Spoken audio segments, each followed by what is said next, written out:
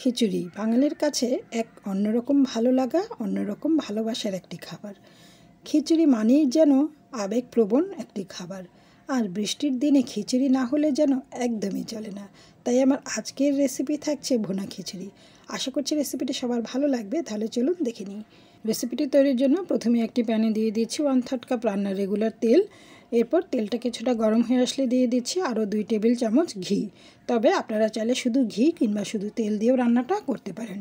এবারে ঘিটা গলে খুব ভালো করে মেল্ট হওয়া পর্যন্ত অপেক্ষা করছি। আর যখন তেল এবং ঘিটা ভালো করে মিশে যাবে আর তেল এবং ঘিটা ভালো করে গরম হয়ে যাবে, তখন এর মধ্যে দিয়ে দিচ্ছি 1/2 কাপ পরিমাণ পেঁয়াজ কুচি। আমি পেঁয়াজের পরিমাণটা একটু বেশি দিয়েছি, আপনারা চাইলে আর একটু কমও দিতে পারেন। তবে পেঁয়াজের পরিমাণটা একটু বেশি দিলেই কিন্তু খিচুড়ির স্বাদটা ভালো পাওয়া যাবে। এবারে এই পেঁয়াজটাকে গোল্ডেন ব্রাউন কালার করে ভেজে নেব। আরও দিয়ে দিচ্ছি 2টো তেজপাতা, 2 টুকরো দারচিনি আর 3-4টা সবুজ এলাচ। আর এলাচের মুখটা একটু ফাটিয়ে দিয়েছি, এতে করে এলাচের সুন্দর ঘ্রাণটা বের হয়ে আসবে। এবারে এই গোটা মশলা সহ পেঁয়াজটাকে সুন্দর একটা গোল্ডেন কালার আসার আগ পর্যন্ত ভেজে নেব। দেখতেই পাচ্ছেন চমৎকার একটা কালার চলে এসেছে। এই পর্যায়ে এসে দিয়ে দিচ্ছি 1 চা চামচ আদা পেস্ট। এবারে আদাটাকে ভালো করে তেলের মধ্যে কয়েক সেকেন্ডের মতো একটু সাথে করে নেবে, এতে করে আদার মধ্যে যে কাঁচা স্মেলটা থাকে সেই স্মেলটা চলে যাবে। এরপর দিচ্ছি 1 চা চামচ হলুদ গুঁড়া আর 1/4 চা চামচ ভাজা জিরার গুঁড়া। দিয়ে দিচ্ছি স্বাদ অনুযায়ী লবণ। এবারে সমস্ত মশলাটা জাস্ট 1 থেকে 2 সেকেন্ডের মতো একটু ভেজে নেব।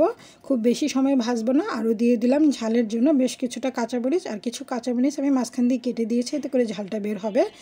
এবারে এর মধ্যে দিয়ে দিব পোলাওর চাল আর মুগ ডাল। আর মুগ ডালটাকে আমি খুব ভালো করে ভেজে নিয়েছি। মুগ ডালটা যেন ভাজার সময় পুড়ে না যায় সেটা অবশ্যই খেয়াল রাখতে হবে।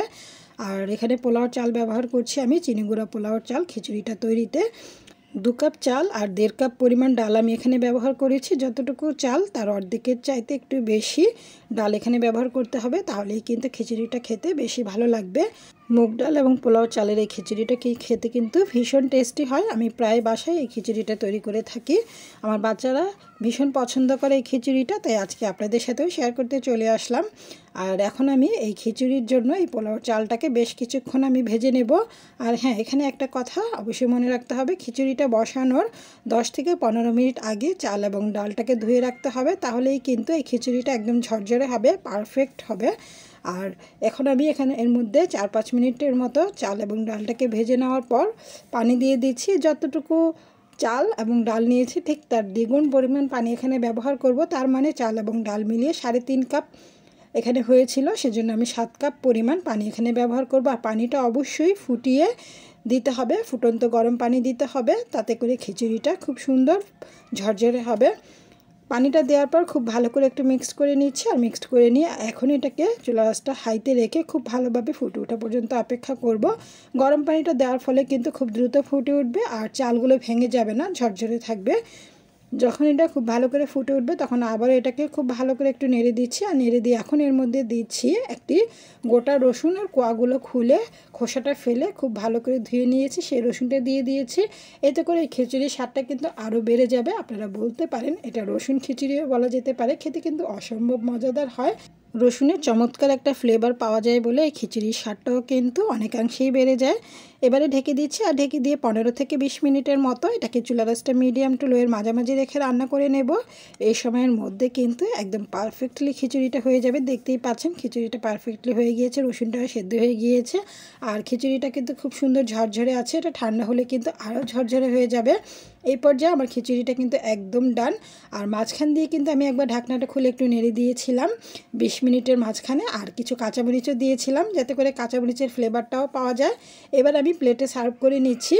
দেখতেই পাচ্ছেন খিচুড়িটা দেখতে কতটা লোভনীয় লাগছে। আশা করছি বৃষ্টির দিনে কিংবা যে কোনো ছুটির দিনে অথবা যখনই ইচ্ছে করবে খিচুড়ি খেতে, তখনই ঝটপট মাত্র 30 মিনিটের মধ্যেই কিন্তু এই খিচুড়িটি রান্না করে ফেলতে পারবেন।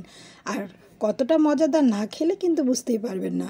আশা করছি আজকের এই খিচুড়ির রেসিপিটি সবার ভালো লেগেছে। আর এটা কিন্তু যে কোনো রকমের মাংস ভর্তা কিংবা বেগুন ভাজা দিয়ে পরিবেশন করা যাবে।